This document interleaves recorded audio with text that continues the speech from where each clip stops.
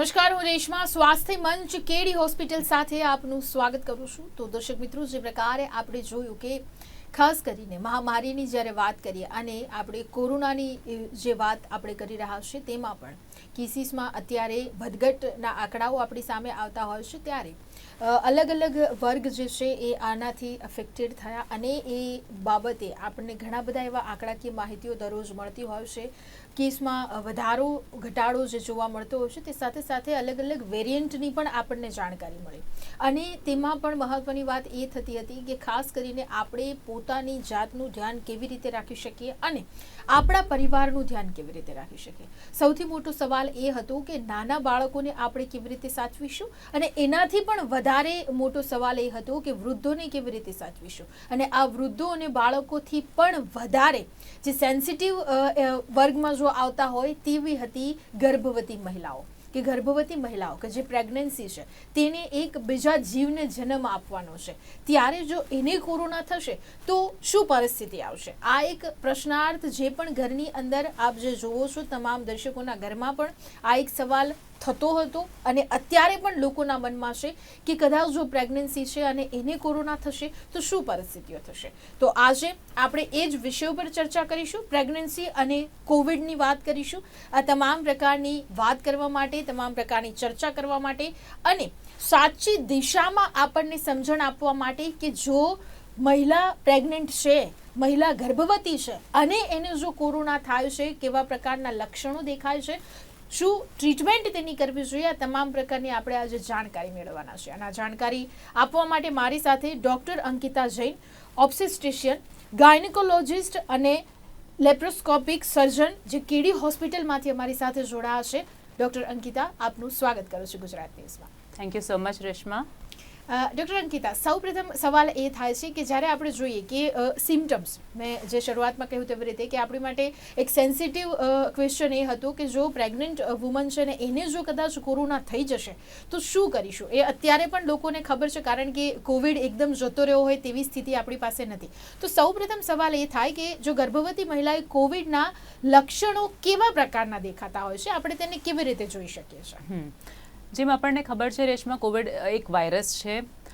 ઘણા બધા સિમ્ટમ્સ, એના મેજર સિમ્ટમ્સ કોમન કોલ્ડ કે ફ્લૂની જેમ જ શરૂઆત થાય છે. જેમ કે તાવ છે, જો કે બહુ હાઈ ના હોય, કદાચ 100 મેક્સિમમ 101 જેવું તાવ હોઈ શકે. શરદી, ખાંસી, માથાનો દુખાવો. ઘણીવાર પ્રેગ્નન્સીમાં આ વખતે જોવા મળ્યું છે કે ભાઈ બોડી પેઇન થાય છે, પગ દુખે છે અતિશય, વીકનેસ થાય છે. આ બધા કોમન અને માઇલ્ડ સિમ્ટમ્સ જોવા મળે છે. અમુક મહિલાઓને સિમ્ટમ્સની સિવેરિટી વધારે હોઈ શકે. યુઝ્યુઅલી આ વર્ષના જે વેરિયન્ટ આપણે રિસન્ટ જોઈએ છે, જે ઓમિક્રોન છે, એમાં માઇલ્ડ સિમ્ટમ્સ વધારે રહે છે, શરદી, ખાંસી, તાવ. સિવિયર સિમ્ટમ્સ આપણે ગયા વર્ષે જે ડેલ્ટા વેરિયન્ટ હતા એમાં ઘણા બધા જોયા હતા, આ વખતે ઓછા છે.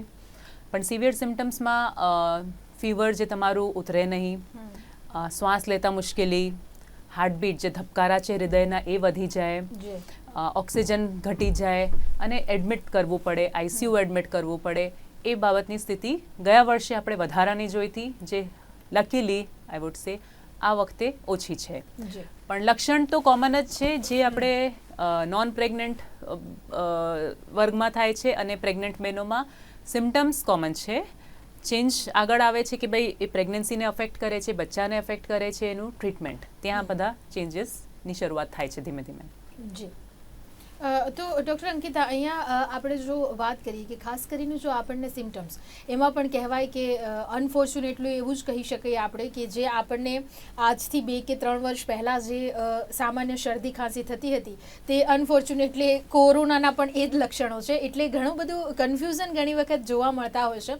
અને એ સમય બી કદાચ કહીએ કે જ્યારે કોરોના નહોતો ત્યારે પણ જે ગર્ભવતી મહિલાઓ હતી તેમને શરદી ખાંસી એટલે નોર્મલ ગણાતું હતું અને કંઈ બી ઘરગથ્થુ ઘણી વખત દવા લઈ લે કે જે પણ એમની ડૉક્ટર પાસે જે એમની દવા ચાલતી હોય તેમની પાસેથી લઈ લેતા હોય તો મટી જાય છે.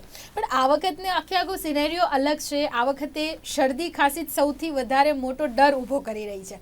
તો આપણે એ કહી શકીએ કે ખાસ કરીને ગર્ભવતી મહિલાઓને તો આપને જે પ્રમાણે આપ લોકો અલગ અલગ પ્રકારના રિપોર્ટ્સ કરાવતા હોય છો, તો અહીંયા એવા સિમ્ટમ્સ દેખાય છે તો કેવા કેવા રિપોર્ટ્સ કરાવવાની જરૂરત પડતી હોય છે, ખાસ કરીને પ્રેગ્નન્ટ વુમનની વાત કરીએ? Yes, exactly. સો પહેલી વસ્તુ ભાઈ આપણે આ સાદું કોલ્ડ છે કે કોરોનાની અસર છે એના માટે બધાને ખબર છે કોવિડ જે RT-PCR ટેસ્ટ છે આપણી પાસે જે સૌથી સેન્સિટિવ છે, એટલે એ ટેસ્ટ કરાવી શકીએ. રિઝલ્ટ આવતા થોડોક ટાઈમ લાગે, એટલે હવે જોવા મળે છે રેપિડ એન્ટીજન કિટ્સ ઘણી બધી મળે છે, બહુ કોમનલી તમને મેડિકલ સ્ટોરમાં મળી જાય છે. અને જેમ તમે સામાન્ય પ્રેગ્નન્સી ટેસ્ટ ઘરે લોકો કરતા હોય છે એ રીતનું જ બહુ સિમ્પલ ટેસ્ટ છે જે તમે ઘરે કરી શકો જ્યારે તમને સિમ્ટમ્સ હોય. Obviously the rapid antigen test જે છે એ એટલું સેન્સિટિવ નથી, કદાચ ખોટું એ હોઈ શકે, કોરોના હોવા છતાં એ નેગેટિવ આવે રિપોર્ટ, એટલે કદાચ તમને શરદી ખાંસી તાવ હોય અને રેપિડ એન્ટીજન નેગેટિવ આવે તો એ RT-PCR ટેસ્ટ કરાવવાની જરૂર ખરી. ઘણીવાર જોઈએ છે કે થોડુંક માથું દુખ્યું, થોડુંક જ બોડી એક હતું, ફીવર તો અડધો દિવસ જ હતો એટલે અમે ટેસ્ટ નથી કરાયો, પણ એ વખતે ખાસ ધ્યાન રાખવાની જરૂર છે, સ્પેશિયલી ગર્ભવતી મહિલામાં ટેસ્ટ કરાવવાનું જરૂરી છે. બિકોઝ છોકરા ઉપર શું અસર થઈ શકે છે ડિલિવરી વખતે, ડિલિવરી પછી, એ બધા વસ્તુ માટે આપણે જાણ હોય કે ભાઈ હા આ વખતે કોવિડની અસર હતી તો એ રીતે ટ્રીટમેન્ટ આગળનું વધી શકે છે. સો આ તો રહ્યું કે ભાઈ કેવી રીતે ખબર પડે કે આપણને કોવિડ છે કે નહીં. એકવાર પોઝિટિવ ટેસ્ટ આવી જાય પછી શું ધ્યાન રાખવાનું? જો સામાન્ય શરદી ખાંસી અને તાવ બહુ હાઈ ના હોય તો ઘરે જ લોકો મોનિટરિંગ કરતા હોય છે, અને આ વેવમાં તો જોવા મળ્યું છે આપણે ઓબ્વિયસલી ઘણી બધી વેક્સિન બધાએ 2 ડોઝ લઈ લીધા હોય ઓલમોસ્ટ. ટેમ્પરેચર જે આપણે થર્મોમીટર છે, સેચ્યુરેશન, ઓક્સિજન સેચ્યુરેશન છે, તમારો હાર્ટબીટ છે, રેસ્પિરેટરી રેટ છે, એની મોનિટરિંગ તમારે ઘરે જ હોમ આઇસોલેશનમાં પણ તમે કરી શકો છો. એના માટે તમારે ચેકઅપ માટે હોસ્પિટલ જવાની તરત ભાગવાની જરૂર નથી હોતી. ગર્ભવતી મહિલામાં ખાસ તમારે બાળકના મૂવમેન્ટ્સ, જો 4 મહિના પછી તમને બચ્ચાના મૂવમેન્ટ્સ ફીલ થવા માંડે છે કે એ પણ બરોબર થાય છે કે નહીં, વસ્તુનું ધ્યાન રાખવાનું છે. ટેસ્ટમાં જ્યારે પેશન્ટ થોડુંક સિરિયસ હોય કે એડમિટેડ હોય, અમે લોકો CBC, CRP, અમુક ટેસ્ટ જે લોહી ગઠ્ઠાવાની શક્તિ શરીરમાં કહે છે જેમ D-ડાયમર છે, કરાવતા હોઈએ છીએ. ગયા વર્ષના વેરિયન્ટમાં ખાસા બધું ફેફસાની અસર હતી એ વેરિયન્ટના, સો ત્યારે અમે એક્સરે અને જે HRCTની વાત હતી, પ્રેગ્નન્સીમાં યુઝ્યુઅલી આપણે એક્સરે નથી કરતા, ત્યારે sonography is a safe option. પણ આ કોવિડની સિવેરિટી એટલી વધારે હતી કે ભાઈ માતાના જીવ માટે આ જરૂરી હતું, સો આપણે જરૂર પડતા એક્સરે અને HRCT પણ કર્યા છે. સો આ બધા ટેસ્ટ છે જે આપણને ગર્ભવતી મહિલાની ટ્રીટમેન્ટ કરવામાં મદદ કરે છે. જી ડૉક્ટર અંકિતા, સવાલ જે પ્રમાણે આપણે જોયું કે ખાસ કરીને આપણે કહ્યું કે એકવાર પોઝિટિવ આવ્યા પછી જે છે ઘણા બધા ટેસ્ટ એક તો જે કરવાના હોય છે એમાં પણ આપણે એ ટેસ્ટ કરાવ્યા પછી ખબર પડે છે કે પોઝિટિવ છે જો ગર્ભવતી મહિલા, તો શું આપણે એવું સમજીશું અહીંયા કે બીજા બધા જે લોકો જે છે તેમની જે કોવિડની ટ્રીટમેન્ટ થાય છે એ અને પ્રેગ્નન્ટ વુમનની જે ટ્રીટમેન્ટ છે એમાં કોઈ ડિફરન્સ છે? એમને અલગથી ટ્રીટમેન્ટ કરવી જ પડે છે? કેવા પ્રકારની ટ્રીટમેન્ટ? હા, સો ટ્રીટમેન્ટ તો ડિસીઝનો ઓલમોસ્ટ સેમ જ રહે છે. જેમ મેં તમને કીધું 90% આ વખતે તો માઇલ્ડ કેસીસ જ જોવા મળે છે, સામાન્ય શરદી ખાંસી તાવ જે આપણે વર્ષોથી ફ્લૂની જેમ કે કોલ્ડની જેમ, કોમન કોલ્ડની જેમ ચલાવતા હતા. એટલે એમાં તો આપણે તમારે બેસ્ટ રહેશે કે તમે ઘરે જ આઇસોલેટ રહીને હોમ ટ્રીટમેન્ટ જે છે આપણું, હું તમને બતાવું, એનું જ એને કન્ટિન્યુ કરીએ. હોમ ટ્રીટમેન્ટમાં એને આપણે કહીએ છીએ સિમ્પ્ટોમેટિક ટ્રીટમેન્ટ, કે ભાઈ જે તમને લક્ષણ છે એની સામેની દવા, તમને હેડેક થાય છે તો એની દવા, તમને ફીવર થાય છે તો એની દવા. આ વાયરસની સામે આપણી બોડીની જે ઇમ્યુનિટી પાવર છે એ લડે છે. એટલે સ્પેસિફિક કોવિડની મેડિસિન્સ એઝ ઓફ નાઉ ઘણી બધી ટ્રાયલ એન્ડ એરર આવે છે, જાય છે. રેમડેસિવિર એક લાસ્ટ યર ખાસી બધી યુઝ થઈ હતી અને ઇફેક્ટિવ હતી. આ વર્ષે મોલ્નુપિરાવિર નામની ઓરલ મેડિસિન ઘરે ઘણી વપરાય છે, બટ એ પ્રેગ્નન્સીમાં લાઇસન્સ્ડ નથી. So that is one big difference. કદાચ તમારે ઘરના બીજા કોઈને કોવિડ થયું હોય ને ડૉક્ટરે આ મેડિસિન પ્રિસ્ક્રાઇબ કરી હોય, પણ પ્રેગ્નન્ટ વિમનને જો આવે સિમ્ટમ્સ કે ટેસ્ટ પોઝિટિવ આવે તો મોલ્નુપિરાવિરની મેડિસિન લેવાની નથી. સિમ્પ્ટોમેટિક ટ્રીટમેન્ટમાં પેરાસેટેમોલ ખાસી સેફ દવા રહે છે. એના સિવાય આપણે જેમ શરદી માટેનું ટ્રીટમેન્ટ છે, નાસ લઈએ છીએ, ગાર્ગલ્સ કરીએ છીએ, ખાવાનું લાઇટ રાખીએ છીએ, લિક્વિડ્સ વધારાને લેવાના બહુ જરૂરી હોય, એસ્પેશિયલી વોર્મ આપણે ગરમ લિક્વિડ્સ લઈએ. આ હોમ રેમેડીઝ રહે છે. રાઈટ. કદાચ સિવિયર ડિસીઝ આવે તો ઇન્જેક્ટેબલ એન્ટીબાયોટિક્સ છે, કાં તો આપણે રેમડેસિવિરની જે વાત કી, ઓક્સિજન આપવાની જરૂર પડે છે. તો એ બધું જેમ જનરલ પોપ્યુલેશનમાં સિવિયર ડિસીઝમાં ટ્રીટમેન્ટ હોય છે, ઓલમોસ્ટ સિમિલર પ્રેગ્નન્સીમાં પણ રહે છે. જી, અહીંયા તો ડૉક્ટર અંકિતા, આપે એક બહુ સરસ અને સાચી વાત કહી કે ખાસ કરીને સેલ્ફ મેડિકેશન જે થતું હોય છે, અને એમાં પણ આપને ખ્યાલ જ હશે કે કોવિડના સમયમાં બહુ જ સેલ્ફ મેડિકેશન સૌથી વધારે જોવા મળ્યું. કારણ કે લોકોને રિપોર્ટ નહોતા કરાવવા, લોકોને બહાર નહોતું જવું, લોકોને એડમિટ નહોતું થવું, કારણ કે એ પ્રકારની આખી એક મેન્ટાલિટી થઈ ગઈ હતી. આપે એ જ વાતને હું થોડી આગળ વધારીશ અને લોકો સુધી એ વાત આપણે પહોંચાડવાની કોશિશ કરીએ કે પ્રેગ્નન્ટ વુમન ઘણી વખત તો શું આ જે પ્રમાણે પેરાસિટામોલની આપણે વાત કરીએ છીએ, એઝિથ્રોમાઇસિનની જે વાત કરીએ છીએ, એ કોમન દવા પણ તે જાતે તો ના જ લઈ શકે ને? પેરાસિટામોલ સિમ્પ્ટોમેટિક મેડિસિન આવે. ક્યારેક જાતે જ અમને જો તાવ જેવું લાગ્યું, બદન દર્દ થયું, હેડેક થયું, paracetamol is safe to take in pregnancy. જો તમારે બીજા કોઈ બીમારી કે લીવરના પ્રોબ્લેમ એવું ના હોય, પ્રેગ્નન્સી અને તાવ આવે તો paracetamol is a safe medicine.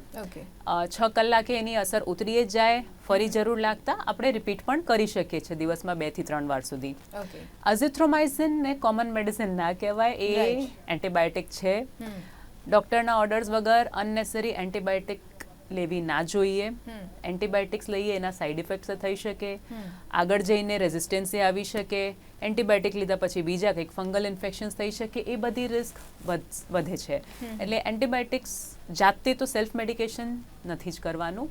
Paracetamol being a safe drug, yes, તમે જાતેથી લઈ શકો. જી. ડૉક્ટર અંકિતા, બીજો એક મહત્વનો અહીંયા સવાલ એ થાય છે કે જે પ્રકારે હવે આપણે સિમ્ટમ્સ પણ આપણને દેખાયા છે, ત્યારબાદ આપણે રિપોર્ટ્સ કરાવ્યા છે, રિપોર્ટ કર્યા પછી ટ્રીટમેન્ટની પણ અહીંયા વાત કરીએ. હવે મહત્વની વાત એ છે કે આફ્ટર કોવિડ કઈ જાંચની જરૂર હોય છે, ખાસ કરીને પ્રેગ્નન્સી હોય ત્યારે?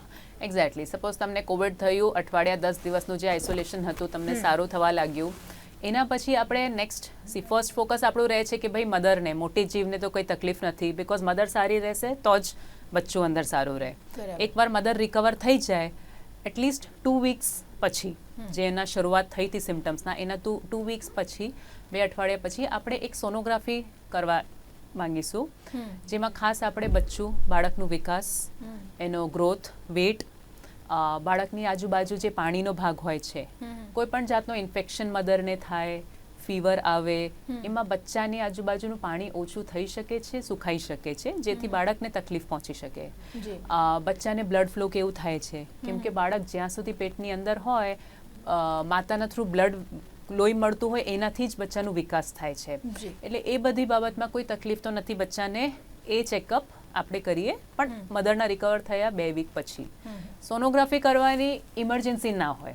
ઘણી વાર અમને પેશન્ટ આવે છે કે કોવિડ પોઝિટિવ રિપોર્ટ સપોઝ આવ્યો અને ભાગીને આવે કે તમે બચ્ચું જોઈ લો. That is okay. ઓબ્વિયસલી આપણે બધાને ટેન્શન હોય કે ભાઈ બચ્ચાને, બાળકને પણ કંઈ ના થવું જોઈએ, પણ તમારે સોનોગ્રાફી કરીને તરત કોઈ એનાથી ટ્રીટમેન્ટ નથી થવાનું. મેજરલી આપણે મધર ઉપર કન્સન્ટ્રેટ કરવાનું છે. મધર સારી રહેશે, સેફ મેડિસિન્સ લેશે, ફીવર નહીં આવે. મોટા ભાગે જોવા મળ્યું છે કે બાળકને તકલીફ નથી થતી. જી. તો ડૉક્ટર અંકિતા, અહીંયા બીજી મહત્વની વાત કે ખાસ કરીને આપણે જોયું કે આ જે પ્રમાણે લક્ષણોની જે આપણે વાત કરી છે, એ ખાસ એવા લક્ષણો કે જે કદાચ સામાન્યતઃ જોવા મળ્યા હોય અને એમાંથી મધર જે છે એ જલ્દીથી રિકવર થઈ જાય, પણ સપોઝ શું અહીંયા કોમ્પ્લિકેશન્સ કોઈ થઈ શકે છે ખરા કોવિડના કારણે પ્રેગ્નન્ટ વુમન ઉપર? હવે એવું જોવા મળ્યું છે કે પ્રેગ્નન્સી ઇન કોવિડ, અને ખાસ કરી જ્યારે સિવિયર ડિસીઝવાળા પેશન્ટ્સ હોય, એમાં આઈસીયુ એડમિશનનું રિસ્ક, ઓક્સિજનની જરૂર પડે એવું રિસ્ક, વેન્ટિલેટરની જરૂર પડે, એક્મો જે આવે છે, એક્સ્ટ્રા મેમ્બ્રેન કોર્પોરલ મેમ્બ્રેન ઓક્સિજનેશન, એ બધાના ચાન્સીસ વધી જાય છે. Suppose similar 35 year old patient જે પ્રેગ્નન્ટ નથી અને જે પ્રેગ્નન્ટ છે, ધ હાયર ચાન્સીસ કે પ્રેગ્નન્ટ વુમેનને આ બધી વસ્તુઓની જરૂર પડે. બ્લડ ક્લોટિંગના પ્રોબ્લેમ્સ, જે ડી-ડાયમર આપણે કરાવતા હોઈએ છીએ, બિકોઝ કોવિડના જે ઇન્ફ્લામેશન છે એનાથી શરીરમાં લોહી ગઠ્ઠાવાની પ્રકૃતિ વધી જાય છે. પ્રેગ્નન્સીમાં ઓલરેડી થોડી ક્લોટિંગની ટેન્ડન્સી વધારે હોય, ઓકે, જેથી બ્લીડિંગ ના થઈ જાય ડિલિવરી વખતે, અને આમાં કોવિડની અસર હોય, એટલે ડીવીટી કે થ્રોમ્બોસિસ આપણે જે કહીએ છીએ એના કોમ્પ્લિકેશન્સ વધારે જોવા મળે છે. ઇન્ફ્લામેશનના હિસાબે તો જેમ પ્રેગ્નન્ટ નોન પ્રેગ્નન્ટ લોકોમાં હેડ ટુ ટો તમારા બ્રેન છે, આઈસ છે, હાર્ટ છે, કિડનીઝ છે, સિવિયર ડિસીઝ હોય તો બધામાં અસર આવી શકે છે. પણ એક થ્રોમ્બોસિસનું રિસ્ક ખાસું બધું રહે છે, જે ગયા વર્ષના ડેલ્ટા વેરિયન્ટમાં આપણે એ પણ જોયું હતું કે સિવિયર ડિસીઝ બચ્ચાને પણ તકલીફ કરતા હતા. અમુક બાળકોની પેટમાંય મૃત્યુ થઈ ગઈ હતી કે બહાર આવીને. તો ગયા વર્ષે આ સિવિયર ડેલ્ટા વેરિયન્ટના હિસાબે થ્રોમ્બોસિસનું કોમ્પ્લિકેશન વધારે અમે જોયું છે. આ વખતે એવું જોઈએ છે, મે બી આપણે વેક્સિન લીધી છે કે આ વેરિયન્ટ માઇલ્ડ છે. અત્યાર સુધીના આ છેલ્લા 2 મહિનામાં બહુ સિવિયર કેસીસ અમે નથી જોયા. જી, તો ડૉક્ટર અંકિતા, આપણે એવું કેટલા અંશે માની શકીએ, એટલે એનો કેટલો રેશિયો છે કે એકદમ સિવિયર કેસ સપોઝ થયો અને કોઈ પ્રેગ્નન્ટ મહિલા છે એને કોમ્પ્લિકેશન કોઈ થયા, તો એમાં સૌથી વધારે મહિલા અને બાળક બંને ઉપર એની અસર નેગેટિવ આપણને જોવા મળે છે? એક્ઝેક્ટલી. અગર જો મધરને ઓક્સિજન ચાલે છે, મધર પોતે શરીરમાં, વિચારો તમે બ્લડમાં ઓક્સિજન નથી તો પછી બેબીને કેવી રીતે પહોંચશે? Right. That's why we always focus કે ભાઈ પહેલાં મધરને આપણે એમની હેલ્થ ઉપર ફોકસ કરીએ. એકવાર મધરના હાર્ટ રેટ બરોબર થઈ જાય, ઓક્સિજન સારું થઈ જાય, તાવ ઉતરે, એટલે આપોઆપ બેબીને સારું રહે. સો જી, તો અહીંયા બીજી મહત્વની વાત કે ખાસ કરીને આપણે વેક્સિનની જો અહીંયા વાત કરીએ, ખૂબ સરસ એવી કામગીરી જે છે એ અહીંયા કરવામાં આવી આપણે, અને દરેક લોકોએ મોસ્ટલી બે ડોઝ લઈ લીધેલા છે એવું આપણે માનીએ. તો અહીંયા વેક્સિનની અસર ખાસ કરીને પ્રેગ્નન્ટ મહિલા ઉપર કેટલી અસરકારક છે, કેવા પ્રકારની અહીંયા આપણને રિઝલ્ટ મળ્યા છે? એક્ઝેક્ટલી. હવે એક બહુ ઇમ્પોર્ટન્ટ અગત્યની વસ્તુ તમારા માધ્યમ થ્રુ બધાને કહેવા માંગુ છું. બિલકુલ. કોવિડની વેક્સિન પ્રેગ્નન્સીમાં પ્લીઝ લો, એ સેફ છે. યુઝ્યુઅલી આપણે પ્રેગ્નન્સીમાં જે વેક્સિન્સ આપીએ એ લાઈવ વાયરસ કોઈ દિવસ નથી આપતા. કોવિડ વેક્સિન પણ લાઈવ વાયરસ નથી. વેક્ટર વેક્સિન્સ કે mRNA વેક્સિન્સ છે. એના જેવી જ બીજી આપણે જેમ ટોક્સોઇડ, ટેટનસ વેક્સિન આપતા હોઈએ કે ફ્લૂ વેક્સિન આપીએ છીએ, એ પણ સિમિલર હોય છે, સેમ તો નહીં. એવી રીતે જ કોવિડને અત્યારે, બિકોઝ આ પેન્ડેમિકનો ટાઈમ છે, રાઈટ, રૂટીનલી આપણે વર્ષોની રિસર્ચ હોય, ડેટા મળે, એબ્સોલ્યુટલી 100% સેફ્ટી પ્રોફાઇલ હોય, પછી જ પ્રેગ્નન્સીમાં કોઈ વેક્સિન ની સલાહ આપીએ છીએ. પણ આ એક ડિફરન્ટ સમય આવ્યો છે. આ બીમારી ખાસી સિવિયર છે, રૂપ બદલે છે, વેવ્સમાં આવે છે. આજે આપણને ખબર નથી, આજે માઇલ્ડ કહીએ છીએ, 6 મહિના કે વર્ષ પછી શું થશે. પણ વેક્સિન આપણી હાથમાં બહુ સારી રીતે કે આટલી ઓછા ટાઈમમાં એ લોકોએ સારી વેક્સિન લઈ આવ્યા છે. પ્રેગ્નન્સીમાં આ ટાઈપની વેક્સિન સેફ છે, લેવાય. પહેલો મહિનો હોય, 5મો હોય, 9મો હોય કે ડિલિવરી પછી વેક્સિન લેવી જોઈએ. ઇવન તમારે જો પ્રેગ્નન્સીની પ્લાનિંગ કરતા હો, કાં તો પ્રેગ્નન્સી માટેનું ટ્રીટમેન્ટ લેતા હો, તો પણ વેક્સિનની ડેટ્સ તમારે વેક્સિન એના માટે ડિફર કરવાની જરૂર નહીં કે ભાઈ અત્યારે ટ્રીટમેન્ટ ચાલે છે એટલે વેક્સિન ના લઉં, કાં તો મેં વેક્સિન લીધી છે એટલે અત્યારે ટ્રીટમેન્ટ ના લઉં. ના, બંને વસ્તુ આપણે સાથે કરી જ શકીએ છીએ. હા, વેક્સિનથી 1 દિવસનું તાવ આવે છે, 1 દિવસ 2 દિવસ બદન દર્દ થાય, પણ એ ઇન્ફેક્શન ના હોય. એ વેક્સિન કોઈ દિવસ તમને ઇન્ફેક્શન ના કરી શકે. એ વેક્સિનના રિએક્શન જ હોય જેના થ્રુ આપણે બોડીની ઇમ્યુનિટી વધે. ઘણાને લાગે કે તાવ આવશે એટલે બચ્ચાને શું થશે, પણ તમને એકચ્યુઅલી કોવિડ થઈને જો તાવ આવશે ને એ વધારે રિસ્કી રહેશે. એ જ રિસ્કી રહેશે એકચ્યુઅલી. વેક્સિન તો તમને બચાવે છે, એટલે વેક્સિન લેવાની. અગેન તાવ આવશે 1 દિવસ, આપણે સિમ્પ્ટોમેટિક જે પેરાસેટામોલની વાત કરી એ લઈ શકીએ, પણ વેક્સિન ડિફર કરવાની જરૂર નથી. જી, તો ડૉક્ટર અંકિતા, બીજો પણ એક મહત્વનો સવાલ થતો હોય છે કે ખાસ કરીને સ્તનપાન કરાવતી વખતે, જે આપણે કહ્યું અત્યારે કે આફ્ટર ડિલિવરી પણ આપણે વેક્સિન લેવી જોઈએ, પણ ઘણી બધી વખત એવું પણ કહીને કે એવા કદાચ એક્સક્યુઝ આપીને જે એકદમ પ્રેગ્નન્સીમાંથી ઊભી થઈ હોય એવી મહિલાઓ એવા એક્સક્યુઝ આપતા હોય છે કે બેબી મારું ફીડિંગ કરી રહ્યું છે એટલે મારે અત્યારે વેક્સિન નથી લેવી. તો એ કેટલું સાચું? પણ તમે ઇમેજિન કરો, આપણે બચ્ચું તો બાળકને તો વેક્સિન અત્યારે નથી આપી શકતા, કેમ કે under 18 it is not approved. 15 to 18 just હમણાં ગયા 1 મહિનાથી શરૂઆત થઈ છે, એટલે 15ની નીચેવાળા બાળક તો નથી જ લઈ શકતા. ન્યૂબોર્ન બેબીને તો એબ્સોલ્યુટલી ઇમ્યુનિટી ક્યાંથી આવે? ખાલી મધર થ્રુ આવે, કેમ કે એને તો દુનિયાના આપણે જે નોર્મલી કોલ્ડ થતા હોય ને ઇમ્યુનિટી જે આપણે રોજમર્રાની જિંદગીમાં થઈ જાય એ તો બચ્ચાને હજી આવી જ ના હોય, અને એમાં સામે કોવિડ આવી ગયું. તમે જો વેક્સિન લીધી હોય તો તમારા બોડીમાં જે એન્ટીબોડીઝ છે એ બેબીને બ્રેસ્ટ ફીડિંગ થ્રુ પહોંચે. So breast feeding is like the vaccine for the baby. તો આ વેક્સિનથી 2 જણને ફાયદા થાય છે. મધરને તો થાય જ છે કે ભાઈ કોવિડ ના થાય, બચ્ચાને પણ એન્ટીબોડીઝ પહોંચે છે. સો બ્રેસ્ટ ફીડિંગના ટાઈમ પણ વેક્સિન લેવાની જરૂરી છે. હા, એક ઓર વસ્તુ, આપણે વેક્સિન લીધા પછી ઘણાને એવું હોય છે કે મેં લઈ લીધી એટલે હવે મને કોવિડ નહીં થાય, કે મને વેક્સિન પછી કેવી રીતે કોવિડ થઈ શકે. પણ આ જ બધા જે ફ્લૂ ટાઈપના વેક્સિન્સ છે એનો અર્થ એ નથી કે તમને ઇન્ફેક્શન નહીં થાય. એનો અર્થ એ છે કે તમારી બોડીમાં ઓલરેડી ઇમ્યુનિટી રેડી છે.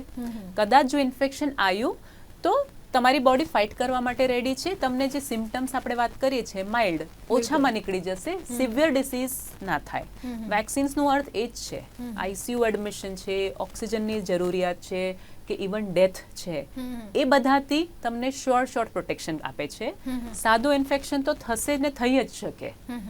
એટલે એ પણ એક મિસકન્સેપ્શન છે ઘણા બધાને કે વેક્સિન લીધા છતાંય કોવિડ થઈ ગયું. પણ તો શું અર્થ વેક્સિન લેવાનું? નથી લેવી મારે. નો, તમારી ઇમ્યુનિટી વધારશે, તમને સિવિયર ડિસીઝથી બચાવશે. જી, એકદમ વાત આપણે સાચી કહી. અને ડૉક્ટર અંકિતા, ખાસ કરીને જે પ્રમાણે આપણે વાત કરીએ કે જાતે લોકોએ બહુ જ બધી માનસિકતાઓ બનાવી. જ્યારે આપણે કોરોનાનો સમય હતો, આપણી પાસે તો પેશન્ટ પણ એવા કદાચ આવતા જ હશે કે પોતાની એક અલગ જ મેન્ટાલિટી લઈને આવતા હશે. ઘણા બધા સવાલો છે. ખાસ આપના થ્રુ લોકોને એક જરૂરથી મેસેજ અપાવવા માંગીશ કે જ્યારે પણ પ્રેગ્નન્સી છે અને એમને જો તાવ આવ્યો છે કે કોઈ સિવિયરિટી આવી ગઈ છે, કદાચ કોઈ કોમ્પ્લિકેશન ક્રિએટ થયા છે, તો હજી લોકો એવું ઓછું માને છે કારણ કોવિડના કારણે કે બહાર જઈને એડમિટ થવું પડશે અને જે પ્રકારની પરિસ્થિતિઓ દરેકે જોઈ જ છે, આપણે પણ જોઈ છે.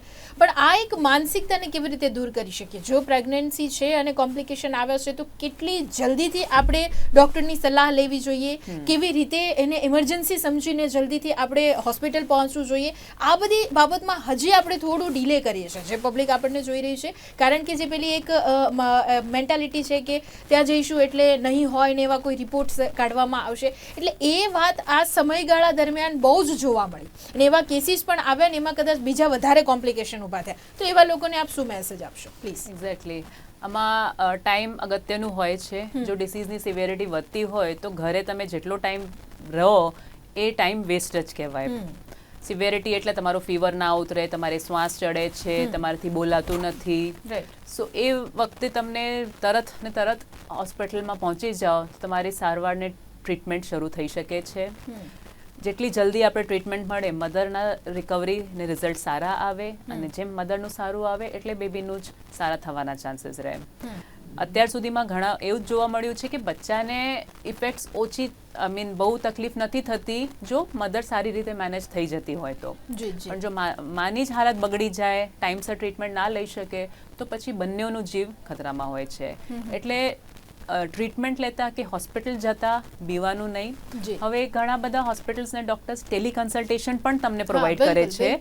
સપોઝ તમને સિમ્પટમ્સ બહુ સિવિયર ના હોય પણ ટેન્શન હોય કે ભાઈ શું થશે, મારે શું કરવું જોઈએ, કે કઈ દવા લેવી જોઈએ, કે બેબી માટે શું ધ્યાન રાખવાનું.